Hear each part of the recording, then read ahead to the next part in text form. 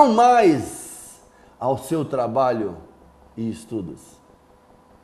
Para você até agora, Deus e sua família são mais importantes e prioritários nos investimentos do seu tempo dedicado, estudos e nos seus recursos pessoais e financeiros? Será que você só vai acordar na hora que tiver a notícia que você vai morrer em poucos dias? Queremos que essas aulas, queremos que esse material te desperte, cara. Desperte, minha irmã, urgente para esse desafio. Você é um guerreiro. Você tem nas tuas mãos, se não tem, vai ter filhos. Deus espera e Deus tem alvos para ele. Você tem? Quais são esses alvos? Irmão, a Bíblia não muda, viu?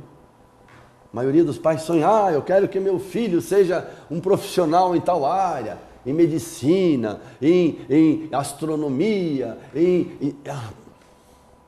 Não que não possamos ter, mas qual é a prioridade? A prioridade está aqui em Romanos 8, 17, 18, 19, quando Paulo diz, tenho por certo que as aflições, os sofrimentos do tempo presente, não são comparados com a glória que em nós há de ser revelada. Porque a ardente expectativa da criação aguarda a manifestação dos filhos de Deus. Primeiro alvo que você deve ter para os seus filhos, que eles sejam filhos de Deus, até acima de que você mesmo. Que eles honrem a Deus, que eles amem a Deus. Mas como é que eles vão fazer isso, se eles não veem isso em você? Se eles não veem que você, quando chega nas situações difíceis, tribulações, você murmura, amaldiçoa as coisas, amaldiçoa Deus, amaldiçoa a vida. Como é que eles vão ser nessas situações quando eles crescerem? Como é que eles vão ser a imagem, com a ardente expectativa, aguarda a manifestação dos filhos de Deus? Se você tem como alvo fazer dos seus filhos, filhos de Deus, antes de qualquer coisa. E no 28 e 29 também diz, todas as coisas contribuem juntamente para o bem daqueles que amam a Deus, que são chamados segundo o seu propósito. Nós vimos na aula 1, há um propósito claro de Deus. Que nós sejamos a imagem de Jesus agora, de Cristo Jesus. Então todas as coisas, Deus coopera, faz cooperar para o nosso bem, para cumprir o chamado. Qual o chamado? Porque os que de antemão conheceu, também os predestinou para serem conformes à imagem do seu Filho, a fim de que ele seja o primogênito entre muitos irmãos. Você tem esses alvos para os seus filhos? Seus filhos sejam parecidos com Jesus cada vez mais? Você fala para ele, eu fiz isso, irmão. Eu sentava com os meus filhos, a minha esposa e eu, depois ela vai ministrar, nós vamos contar mais lá na frente,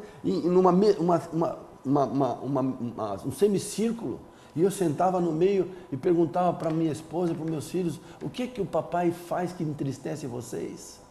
Para minha esposa, o que que eu faço que entristece vocês? Como é que o pai tem agido que não é parecido com Jesus, com Cristo Jesus?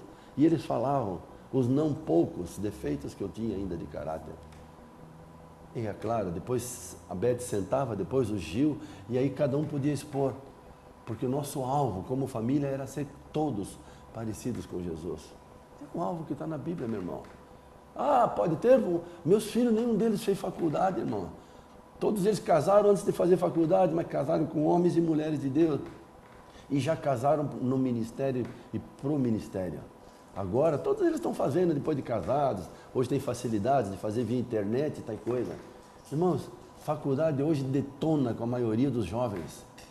Tem se tornado um ambiente de prostituição, de drogas, de festa. Não é prioridade, não. Não que não possa fazer, tá? Não estamos doutrinando em cima disso. Então o alvo, irmão, de Deus tem que ser o seu. Que todos no momento de maior pressão, maior aflição, sejam verdadeiros filhos de Deus, porque a ardente expectativa da criação aguarda. E os alvos que você tem que ter para eles e para a sua vida é ser cada dia mais a imagem de Jesus, o primogênito entre muitos irmãos. Então, o alvo, nossos filhos como herança e filhos de Deus, a imagem e a semelhança de Jesus Cristo. Posso ouvir um amém de você? É tão simples, querido. Mas tudo começa por nós. O que é que o pai dá ao filho? O que é que o pai transmite ao filho? O pai, o homem, o progenitor, que algumas vezes a palavra traduzida por pais na Bíblia fala da paternidade, aí está falando do pai e da mãe que influenciam na paternidade dos filhos, mas algumas vezes fala de pater, do próprio pai progenitor. Aqui nós estamos falando do pai progenitor de novo. O que que ele dá ao filho? O que que ele transmite? Queira ou não queira. O pai dá direção, orientação, vocação e identidade ao filho. É tão simples, irmão. Quando um pai é o que diz no final, quando o pai não é presente, quando ele não tem essa responsabilidade, ele toca a vida de qualquer jeito, ele não se posiciona como pai, como cabeça, como sacerdote na sua casa, os filhos ficam desorientados. Esses tempos nós ministramos na vida de um casal lá do sul de Santa Catarina, precioso, homem de Deus, filho de um pastor de influência tremenda numa grande organização religiosa, um homem que deu a vida pelo Evangelho, mas esse irmão hoje já há mais de 40 anos, cara, sem direção profissional, sem direção ministerial, sem um propósito de vida ainda, vendo o casamento ruir, uma falta de uma identidade dele mesmo, apesar de um amor pelo Senhor, de querer servir a Deus, mas não tinha em si formatado o homem que ele quer ser. Por quê? Porque o pai se preocupou tanto com o Evangelho, influenciou tantas pessoas, mas não deu a sua cooperação na identidade, na direção, na vida do filho. De todos os filhos, porque depois dos outros irmãos eu conheci alguns também. Irmão. E o pai dá limite, o pai põe a disciplina, o pai dá orientação, o pai dá amor, o pai demonstra firmeza e ternura. Irmão, como para mim foi difícil isso daqui, porque eu era um homem muito duro, alemão grosso, né? Sou Giovanni Zimmermann, chama-me alemão uma vez, O alemão, por si só, ele é meio grosso uma vez, E eu era muito grosso.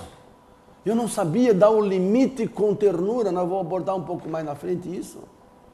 Mas eu nunca abdiquei, ainda que eu errasse na forma dura demais de ser, depois eu pedia perdão para minha mulher, para meus filhos. Então essa palavra limite fala de que o pai é que tem que dizer até onde a criança vai, até onde a criança não vai, o que ela pode, o que ela não pode fazer. O pai estabelece essas coisas, a disciplina, dá orientação, não pega numa tomada, não puxa essa toalha, vai cair as coisas de cima. O pai estabelece essas coisas e a mãe, é claro, como auxiliadora idônea, a Beth vai compartilhar depois, em seguida, a posição da mãe em tudo isso. Mas se o pai não toma essa posição, a criança fica com deficiência na sua formação. E é o que nós vemos na maioria hoje. Além do limite também, é óbvio, vemos aqui, ele está implícito. O amor, o pai tem que demonstrar esse amor com firmeza e ternura. Vou detalhar um pouquinho mais ali na frente. Então, quando a gente vai em muitas casas por aí, ou recebe casais na nossa casa com filhos pequenos, médios ou grandes, o que a gente mais tem visto é o pai chega em casa e os filhos badernam, os filhos brigam. Quem é que trata? Quem é que vai lá? Ou um filho se machuca, quem é que... É a mulher. Parece que me perdoa a palavra, o banana não acordou que ele entrou em casa, o cabeça entrou em casa, o responsável pela família entrou em casa. Aquele que estabeleceu em Deus alvos, metas, disciplina, limites dentro de casa, ele entrou, ele tem que aliviar a mãe. Por isso que muitas mulheres cansam, especialmente quando a mulher trabalha fora, que já vem cansada, que é uma coisa que para nós não tem fundamentação bíblica. Isso desestrutura um lar, vamos abordar isso algumas vezes, repetidas vezes inclusive. Mas se o pai entra em casa, senta na frente da televisão, ou de um jornal, ou da internet, e esquece que ele é o pai, isso vai fazer prejuízos tremendo na vida dos filhos. E um desgaste tremendo para a mãe. E o pai é que dá a segurança também. O pai homem, com H maiúsculo, o pai que Deus sonhou, que Deus planejou, que é a imagem de Deus como pai, já vamos ver em seguida aí, Hebreus 12, ele é que tem que ter o cuidado, a provisão, ele é que dá segurança dentro de casa. Então, meu irmão, se você é homem, se você é pai, você vai ser pai. Irmão, tu entrou em casa, cuida, zela, faz cumprir aquilo que você determinou em Deus para os seus filhos, para a sua família, para o seu lar. Como eu falei, eu errei muito, determinei coisas preciosas de Deus, mas errei muito na forma de aplicar pela minha ira, pelo meu desequilíbrio emocional, mas também não tive, graças ao bom Deus, a dificuldade de me humilhar, pedir perdão para minha esposa e para os meus filhos. N vezes, o papai errou, o papai falou duro demais, o papai agiu com ira, na ira do homem não opera a justiça de Deus. Vamos ver ali na frente. Então, o pai representa a imagem de Deus. Temos que ter consciência disso. Hebreus 12 é bem claro, até começa dizendo que é na luta contra o pecado, não derramamos o nosso próprio sangue, mas temos que lembrar da palavra de ânimo que ele nos dá. Filho, eu disciplino, corrijo todos quanto amo. Olha só, quer dizer, a imagem de pai é aquele que ama, e porque ele ama, ele põe disciplina, ele põe limite, ele estabelece segurança, e isso vai refletir, facilitar ou dificultar que os nossos filhos entendam a imagem de Deus como pai. Eu desafio você a ler Hebreus 12 com muita convicção, ok? Então o pai presente e o pai ausente, é isso que nós estamos tentando falar. Às vezes o pai está em casa, mas está ausente como homem, como responsável.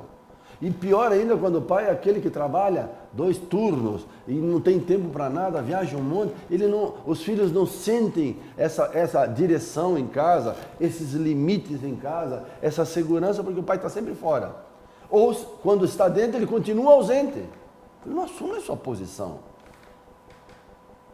O pai ausente vai trazer sérias dificuldades também na área da sexualidade dos filhos. Eu vou abordar um pouquinho melhor isso ali na frente. Por que tem tantos homossexuais hoje? Por que estão tentando botar a goela abaixo que isso já vem no DNA da criança? É mentira, não existe prova científica isso.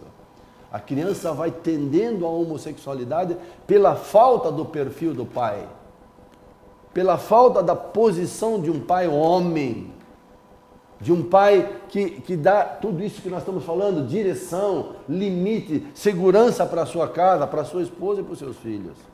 Aí os filhos perdem a referência e vão começar a ter essas tendências homossexuais, mulher para o lesbianismo, o homem para ser gay.